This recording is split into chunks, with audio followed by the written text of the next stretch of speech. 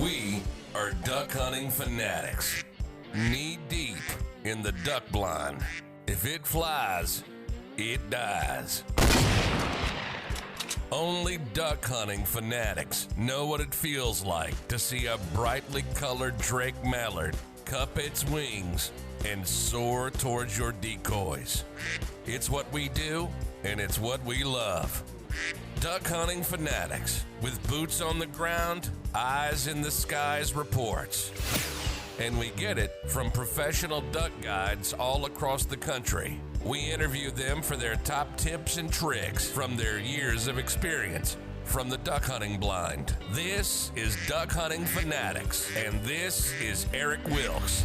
Greetings, friends and fellow Duck Hunting Fanatics. Eric Wilkes here again with another episode of Knee Deep in the Duck Blind. Today, we've got a very special guest. We've got Cyrus Baird, the Senior Director of Government Affairs from Delta Waterfowl. So as you guys all know, you guys have all heard of Delta Waterfowl. They're very huge. They are all over the country. And, I was just sharing with Cyrus, I think he's our third or fourth guest from Delta Waterfowl, and it's a completely different area that he is responsible for. So without further ado, Cyrus, welcome to the show, man. Thanks for being here. Yeah, thanks, Eric. I appreciate the invite. It's been a long time coming, trying to get a hold of you. So, or you get a hold of me rather. So I appreciate it. Yeah, no, we're always glad to have you on and excited to have you on. I'm actually curious. So what is it that you do? What is the responsibilities of the Senior Director of Government Affairs at Delta Waterfowl? I handle all of Delta's state and local policy. So that's anything from working in state legislatures all across the country, advocating on behalf of ducks and duck hunters, to sometimes more importantly, working within state agencies. So that's, the Virginia Department of Wildlife Resources, the Arkansas Game and Fish Commission, whatever the state fish and wildlife agency is in that particular state, working within those agencies and those commissions, again, advocating on behalf of ducks and duck hunters. That's kind of that takes up the majority of my time. And then it kind of goes even more localized from there. I've worked in front of board of supervisors, in front of town councils, all across the country. Basically anywhere where there is something going on, either in legislation or a regulatory cycle impacting duck hunters. That's my wheelhouse. That's what I do. That's awesome. So and again, it brings up so many questions, and more questions that I'm sure that we could, would have time to talk about today. But just from an overall policy perspective, what do you see being the biggest impact that, and again, I know Delta Waterfowl is huge. You have a million things going on, but just from an overall generality, because I know, again, we can each individual state, and then, like you said, going hyper local from there. What do you see making the biggest impact right now, or the biggest shift in policy as it relates to duck hunting right now? Ooh, that's a good one. Part of, I would say, my onboarding process with Delta specifically, because I've been in the hunting and conservation policy space now for about a decade. So part of the onboarding process I did with Delta last fall is I met with I think every single one of our regional directors, our events and field staff, and our guys that are boots on the ground, that are kind of the face of the membership side of the organization across the country. And I asked them a couple of questions as far as, what are some hot topics in your backyard? What is, when you go to banquets and meetings and events, and you meet up with guys at the boat ramp on Saturday morning, what are these guys talking about, complaining about? What are the girls, complaining about? And what are some, like wish list items? What is a policy or a regulation that, as duck hunters, we'd like to see changed? And so I did this for like 2 or 3 months, just meeting after meeting after meeting, and kind of combined everything and condensed it all down, and kind of broke out some stuff based on flyways. So in the Atlantic flyway, a lot of it was Sunday hunting issues. We still have a number of states in the Atlantic flyway, primarily in the Northeast, where you cannot duck hunt, goose hunt, whatever, on Sundays, private, public land, whatever. And so, okay, that was my directive kind of in the Atlantic. And the Central and Mississippi flyway, what seemed to kind of bubble up to the top was this need for increased funding and increased attention to the places that duck hunters care about. So whether that's increased conservation funding for, waterfowl habitat, wintering waterfowl habitat, things like that, or increased funding for infrastructure and access improvements. All the habitat in stuff like that is in the world is great. If you're a duck hunter and can't get there and can't access it and can't hunt there, not saying you don't care about it, but it maybe goes down a rung on the ladder of things you prioritize. Sure. So that there was a number of feedback that I got from those folks in the middle part of the country about increased intention and funding for specifically, infrastructure stuff on things like waterfowl and wildlife management areas, national wildlife refuges, places like that. And then the Pacific Flyway, over on the left coast is kind of a smorgasbord of stuff. You had some, what I would say, beating back like anti-hunting type initiatives. Of course. You see a lot of what we classify as like discharge ordinances. There was one this past spring in California, kind of right where San Francisco, right off the coast of San Francisco, that would have basically locked up an entire bay to duck hunters. And this is a place that historically has been, a popular destination, not for just people in California, but people in the entire flyway to go hunt divers. And you get maybe a couple of cranky neighbors that, are adversarial to duck hunting and hunters in general, that have a little bit too much time on their hand and petition the state government to close it down, stuff like that. So you see a lot of that. And then obviously out west, it's, water this and water that. I think water will always be an issue in the Pacific Flyway. So, that's not maybe the most important thing in each of those flyways, at least right now. And then that's not necessarily to say that's what the primary issue is going to be in 5 to 10 years. But I thought it was interesting the way I kind of broke everything out and met with all of our guys and had them meet with all of our members and volunteers on the ground. And those are the things that kind of distilled up to the top. Yeah, and that's pretty amazing. I appreciate you breaking that down by region too, because again, I know we can get into the weeds and talk all day about, specific states or specific micro areas versus macro areas. And so appreciate the clarification. And at least to me, it all makes sense, especially around the Mississippi Flyway, because I'm actually located here in Wisconsin. So I'm literally 45 minutes away from the Mississippi River. Mm-hmm. So we get all sorts of stuff that comes up here. We just don't have a lot of access here to public ground, I think, is at least in my area where I'm at in South Central. It's tough to find public ground that is available here, right? It's very small. So it's truly the case of kind of my rule of thumb, as I've shared on previous podcasts, is I try to find a remote spot that's roughly 1 mile to 2 miles away from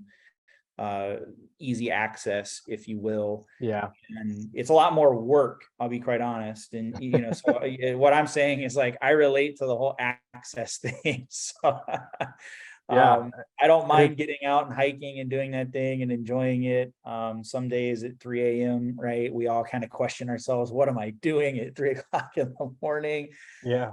But it's a lot of fun, and I wouldn't change it. And I am a believer, if there was funding for just additional access points for people to go hunt here, I think a lot more people would hunt. I think here, what I experience, at least in the Mississippi Flyway, and I know I've talked to other guys further south, it's kind of that same thing. It's always a battle to get there first. And I feel like since the pandemic, that's only gotten worse, because so many people, and it's great to see, don't get me wrong, it's great to see so many people getting back to their roots and getting back into hunting and doing it more often. but at the same time, it's creating an abundance of people that, again, you're in competition for, essentially. And so you really got to do your homework, now to find that good spot. And you really got to do a lot more scouting than I would say in previous years prior to the pandemic. But again, I wouldn't trade it. I don't know that I necessarily would change it, but if I could get to my scouting areas a little bit quicker, it'd be pretty nice. That's all I'm saying. So access is funny too. We talk about access all the time in the waterfowl world and the hunting world in general. And to me, access means a couple of things. One is, the physical access. So you're talking about a place on the map where you can go and hunt. But then also, in my mind, it's an increased opportunity, right? Exactly. So, we worked with the Wisconsin Waterfowl Association and a couple of other people last year trying to push for that piece of legislation to basically establish a sandhill crane season in Wisconsin. And to me, that's access, right? That's an additional opportunity that you would not otherwise have in that state. And it's a weird juxtaposition, because for the last 5 to 10 years in the hunting community, we've been talking kind of ad nauseum about the decline in the number of hunters, which is true. But so I've done this, the R3 hunting decline stuff professionally for, like I said, like 10 years now. And so I go to all these conferences and I'm in all these meetings with state agencies and federal agencies that are trying desperately to reverse the trend and recruit new hunters and keep the ones we have and all that stuff. And then I go to the boat ramp on Saturday morning, and I got to wait. There's 6 trucks in front of me to get the boat in the water, and everyone's like, "Well, we don't need more hunters and all that stuff." And so it's difficult to try to explain to folks. It is that it's like, no, just because you see more people doesn't mean there are more people. It means there's not enough places for people to go. It means that the good WMAs and the good national wildlife refuges and stuff like that people like to hunt are just so frequented that it seems like there's 10 times the amount of people than there were 50 years ago, because all that stuff was kind of a hole in the wall. So access is a tricky subject. Yeah, it is. And I'm actually glad you brought that up, because that is the other side of it, is providing access to additional opportunities, i.e. the example that you gave with the sandhill crane season here in Wisconsin. And, in addition to that, like, you look at conservation as a whole and what's, you talk about Wisconsin because we talked about the sandhill crane, and you look at conservation and what they've done here, and like the numbers are almost overbearing. I mean, you can't hardly hear, at least where I live, I can't even drive down the road without seeing sandhill crane sitting in the middle of a farm field. Like, it's unreal. They're literally everywhere. The I don't have the numbers in front of me, but when this legislature was back in session and we were working on this kind of more intensely, I had all the facts and figures like memorized and stuff like that, because I was spouting them off with people that I was talking to. But I mean, the population levels in the last couple of years alone have skyrocketed to the point where I think that they give out depredation permits in Wisconsin, and they're giving out more depredation permits than they would even hand out hunting licenses, tags for all this stuff. So it's like, you're in, and that all stuff that all that stuff costs money, right? Like the depredation stuff, if a farmer's field gets mangled up and all that stuff from thousands of cranes coming through, like there's a pot of money set aside to kind of compensate that farmer. And it's like, I was trying to talk to some of these legislators and some of these community members about it who were maybe uneasy about it. And I was like, look, you're literally paying people to shoot them now. What if I were to tell you that people will pay you to shoot them? We will, people will put in money, not even to have a guaranteed, tag, but just as a lottery to have the opportunity to do it. And so I think we'll get there.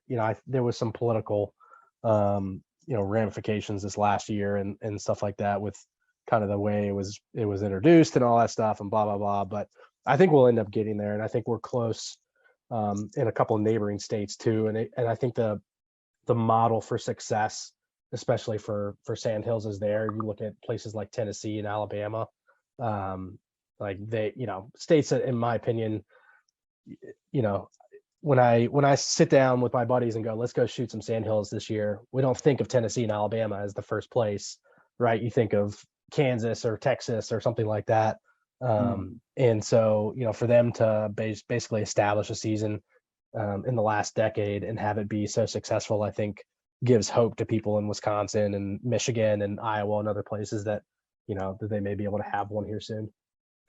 Yeah, and I mean, I think it'd be a great idea, and just to close the loop on the access situation, it's an additional opportunity, and it's a credit to again, in part, to organizations like Delta Waterfowl that help make those additional opportunities for access to additional seasons possible. So we thank you guys for the hard work that you guys are doing to help get that legislation passed and help wade through the policies, for the lack of a better term, to help the policy makers actually understand what true conservation is. Sometimes I know sometimes that's a catch-22 and a whole conversation in itself, right? As you really in not so many ways just sort of disclosed, but it's just helping them understand the value of it and the importance of it versus the alternative. Because again, going down the road that here in Wisconsin that they're continuing to go down, like, it's just not sustainable.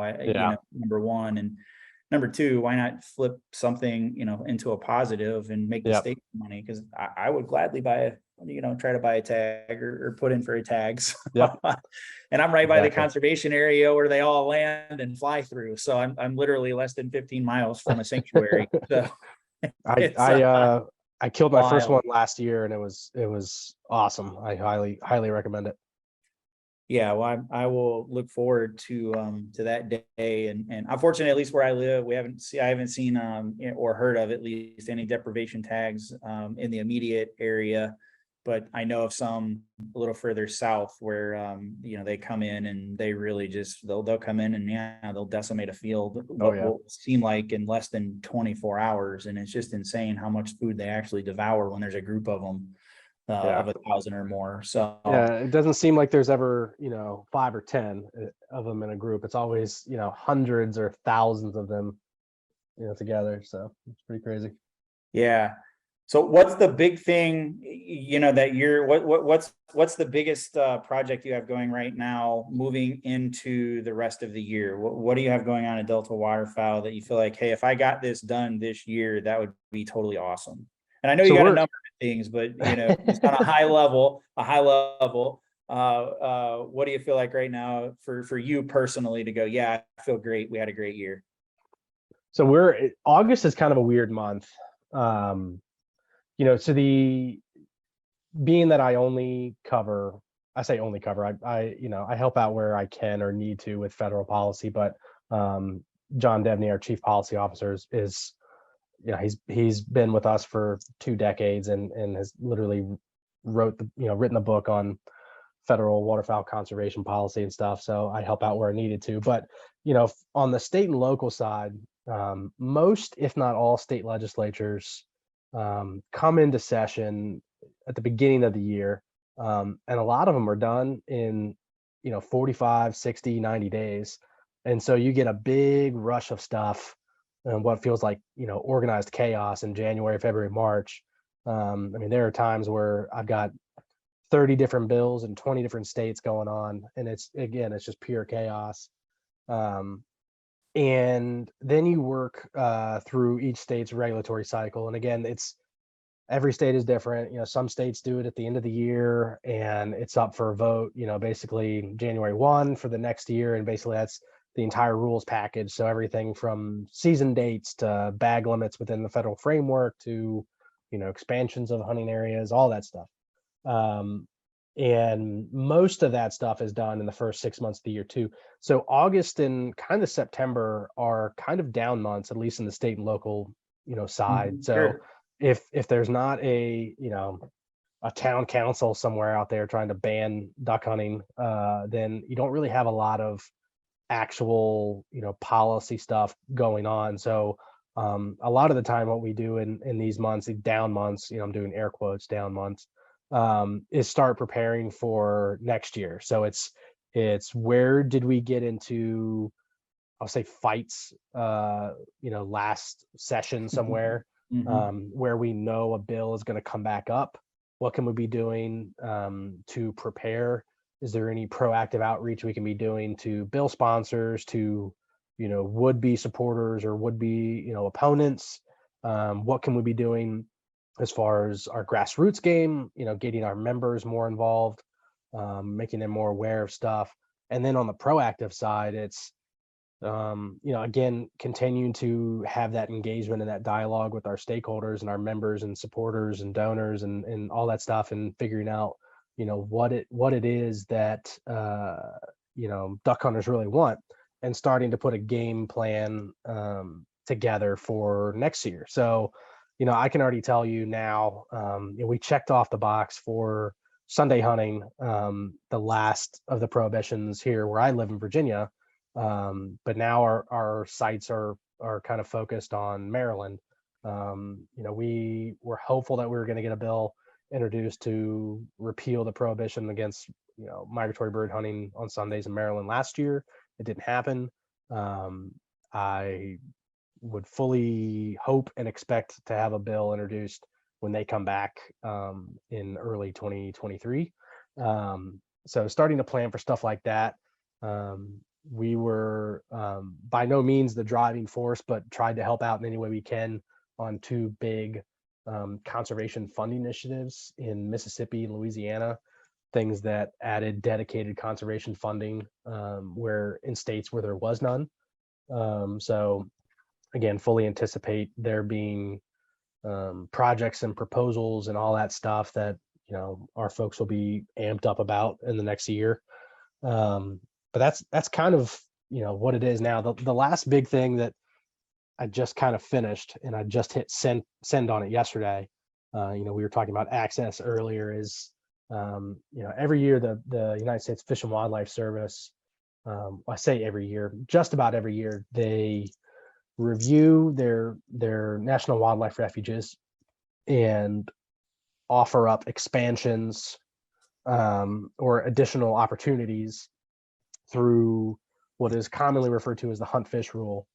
You'll remember maybe during the Trump administration, it garnered a lot of big headlines because they opened up, I think it was like the first year they did like 2.1 million acres. So I mean, that's generational impact for duck hunters, for hunters, anglers, whatever. The next year, I think they did, it was like, 1.8, 2.1, something like that. Again, in the high millions of acres. The comment period just closed yesterday for the Fish and Wildlife Service 2022-2023 hunt fish rule. And while the total number of acres were down significantly, 12 of the 19 refuges that they are proposing for possible expansion included something for migratory waterfowl hunters, which I think is pretty neat. They're primarily concentrated over on the East Coast, where there's not a lot of access at some of these places. So that was something encouraging to see. And now it's, they start preparing for next year's rule, today. And so, I've got a short list of refuges in places that I've talked to, our staff, our members, our volunteers, and areas that they care about and want to see increased, access and opportunity, in their backyard. So I anticipate I'll be meeting with folks from the service here in the next couple of weeks, after we just submitted our comment letter yesterday, and starting to talk about next year and how we can work to kind of scratch off some of these refuges in next year's rule. Yeah, and that's awesome. I mean, again, it's organizations like Delta Waterfowl and people like you that are really out there advocating. And I know you got a whole team of guys that you're working with. And on behalf of Duck Hunting Fanatics, thank you for your guys' hard work. We certainly do appreciate it. What advice or words of encouragement would you give to someone who's maybe looking to get involved to make an impact like this, and where would they get started? Well, an easy, albeit shameless plug, is we have a pretty neat grassroots advocacy system that we use. I mean, this thing is state of the art. It allows our users, which is, our members and duck hunters at large, to interact with their legislators, whether that's their U.S. senators, their members of Congress, all the way down to, their mayor, their town council members and stuff like that. Like, it really runs the gambit of who is your elected official at every level, and all from kind of the comfort of your phone. So I always joke that you can influence policy and affect change right from the duck blind.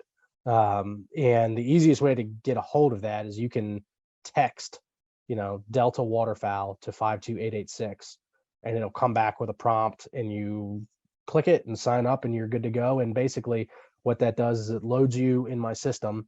And so you'd pop up in, whatever part of Wisconsin that you're in. And next year, when we go to, advocate for that sandhill crane season, and I send out an alert to everybody in Wisconsin saying, here's the chance for you to engage with your lawmakers about establishing a sandhill crane season. It'll go directly to your phone. It'll pop up with a prompt. All you have to do is click the button, and it'll send emails out. You can send social media posts out. You can physically make phone calls, again, all within like 60 seconds. It's very effective. It's on our website. If you go up to the top banner under Hunter 3, under the Defending the Hunt banner, and it's called the Duck Hunters Action Alert System. So it's pretty neat. And that's the easiest way to at least stay informed, stay in tuned. Outside of that, and not specifically associated with Delta, I always tell people some of the most important decisions that impact hunters and conservation as a whole are made in rooms where people are not in. And that's not a shady backroom deal or anything like that. Is they're made in state Fish and Wildlife Agency commission meetings and boardrooms and stuff like that are all open to the public. And those agencies, would wholly support you being there.